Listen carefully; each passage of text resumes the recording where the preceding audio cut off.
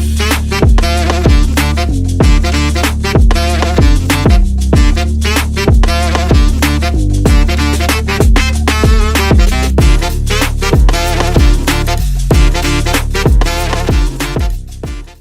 दोस्तों, आज हम बात करेंगे क्या सारे प्रोडक्ट मैनेजमेंट रोल्स सेम हैं।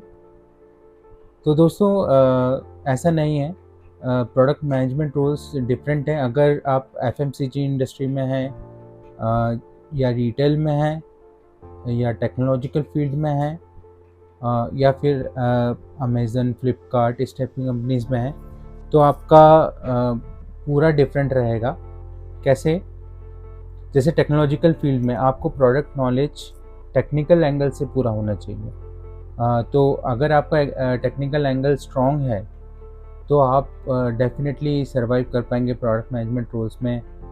जैसे मैं बात कर रहा हूँ डेल, HCL और HP, ये जायंट्स हैं जो हार्डवेयर और सॉफ्टवेयर इंडस्ट्री में भी लीडिंग टेक्नोलॉजिकल प्रोवाइडर्स हैं जो एंटरप्राइज कस्टमर्स और SMB सबको डील करते हैं। तो यहाँ पे आप एक टेक्निकल प्रोडक्ट मैनेजर बन सकते हैं। और अगर आप रिटेल में जाते हैं तो वहाँ पे प्रोडक्ट मैनेजमेंट अगर मैं बात करूँ तो जैसे अगर शूज़ के मैन्युफैक्चरिंग में हैं आप, तो आपको उसकी डिज़ाइनिंग, उसका पर्टिकुलर जो डिज़ाइन और आर्किटेक्चर है वो समझना होगा और किस कस्टमर सेगमेंट को ट्राई कर रहे हैं वो समझना होगा। हाँ, बेसिक जो थीम है वो सेम होगी, क्योंकि प्रोडक्ट मैनेजमेंट जो प्रोफाइल है वो इनहेरेंटली एक ऐसा प्रोफाइल है जो कि डिमांड करता है कि आप जो प्रोडक्ट है उसमें क्या फीचर एनहांसमेंट ला पा रहे हैं। तो भले ही वो प्रोडक्ट एक शू हो या कोई भी एक इवन जो बैंकिंग फाइनेंशियल सर्विसेज हैं उनके प्रोडक्ट्स हैं वो हो, या टेक्नोलॉजिकल फील्ड में कंपनी के हार्डवेयर या सॉफ्टवेयर प्रोडक्ट्स हैं तो वो प्रोडक्ट्स ही, तो उनके ऊपर अगर आप कुछ भी एनहांसमेंट्स या कोई भी डिटेल टेक्निकल फीचर एनालिसिस कर पा रहे हैं और उसके एनहांसमेंट में आप काम कर रहे हैं तो आप प्रोडक्ट मैनेजमेंट प्रोफाइल में ही हैं। तो मैं ये कहूँगा कि आप किसी भी वे में, और प्रोडक्ट मैनेजमेंट प्रोफाइल्स में आप अगर आप आज रिटेल में हैं तो आप अगले कंपनी टेक्नोलॉजिकल फील्ड में ऐसा भी जा सकते हैं। पर मैं आपको एक इजी वे बताता हूँ कि अगर आप टेक्नोलॉजिकल फील्ड में तो आप राइट अपॉर्चुनिटी का वेट करें। अगर आप एक टेक्नोलॉजिकल कंपनी में हैं तो आप ट्राई करें कि आपका जो एक्सपीरियंस आप लेके जा रहे हैं वो दूसरी टेक्नोलॉजिकल कंपनीज में लेके जाएं। ऐसे ही अगर आप रिटेल में हैं तो एक रिटेल फर्म में जिसमें आपने काम किया है, अगली फर्म रिटेल में जाएं जहाँ पे आपका पुराना एक्सपीरियंस अच्छे से यूज़ हो पाए। और आप इस पर्टिकुलर क्योंकि इस प्रोफाइल में आप इंटरफेस होते हैं जहाँ पे इंजीनियरिंग के साथ भी आप काम करते हैं, सेल्स के साथ भी आप काम करते हैं, कस्टमर के साथ भी काम करते हैं, तो ये मॉडल चेंज नहीं होने वाला है। ये मॉडल ऐसा ही रहेगा।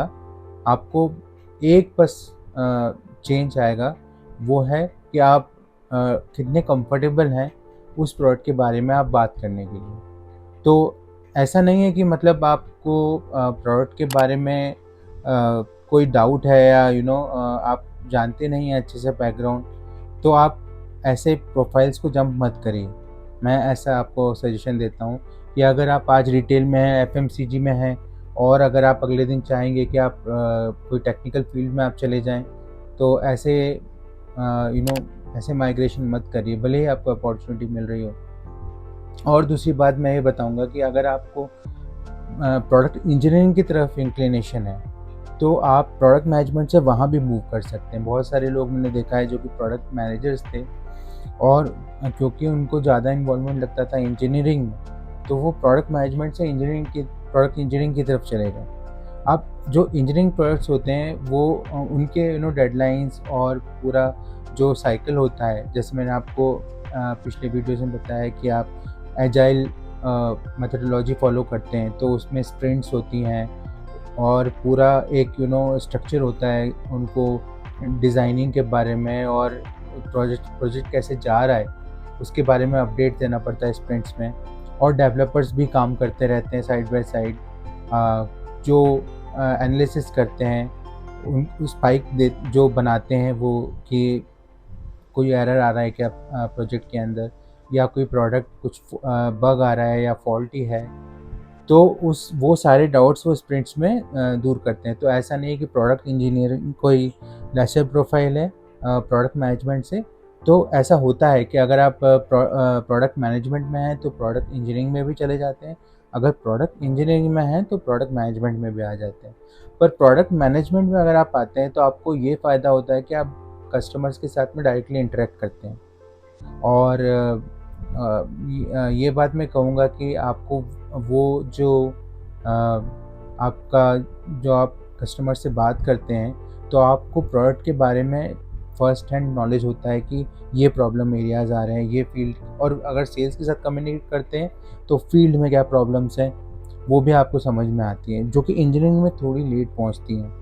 क्योंकि आप ही feedback as a product manager आप ही उनको फीडबैक देते हैं कि ये सही नहीं जा रहा है, ये सही जा रहा है, या ये प्रायोरिटी में चेंज हो रहा है। तो दोस्तों, अगर आप प्रोडक्ट मैनेजमेंट प्रोफाइल में जाते हैं तो आपको सारे जितने भी मैंने बताया कि एफएमसीजी हो या रिटेल हो या टेक्नोलॉजिकल प्रोडक्ट हो, उसमें प्रोफाइल का नेचर तो सेम है, पर because the nature of product is different, तो उसके कारण थोड़ा आपका रोल्स एंड रिस्पॉन्सिबिलिटी डिफरेंट होता है।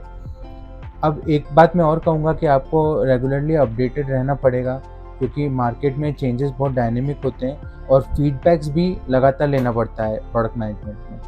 तो अगर आप रिटेल में हैं तो वहाँ तो डे टू डे लाइफ में चीज़ें चेंज होती हैं। हाँ, एक अगर आप प्रोडक्ट फील्ड में हैं, जो टेक्निकल फील्ड में हैं, तो चेंजेस होते हैं नो डाउट, पर like 1 month, 2 month, 3 month, 4 month इनमें चेंजेस होते हैं। पर अगर आप रिटेल में हैं तो बहुत बिग चेंजेस होते हैं, बिकॉज़ अगर एक स्ट्रैटेजी वर्क नहीं करती उन लोगों के लिए, अगर एक डिज़ाइन नहीं वर्क कर रही तो they immediately start with some other design. तो ये उनके पास एक फ्लेक्सिबिलिटी रहती है। तो लर्निंग की अपॉर्चुनिटी सब में अलग-अलग हैं। पर मैं आपको ये बोलूँगा कि आप जाने से पहले अपने जो करियर का रोड मैप है, वो देखिए पहले कि कैसे आप मूव करना चाहते हैं। तो उम्मीद है दोस्तों आपको ये वीडियो पसंद आया होगा, और ऐसे ही इंटरेस्टिंग वीडियोज़ प्रोडक्ट मैनेजमेंट के बारे में मैं और लाता रहूँगा। धन्यवाद दोस्तों।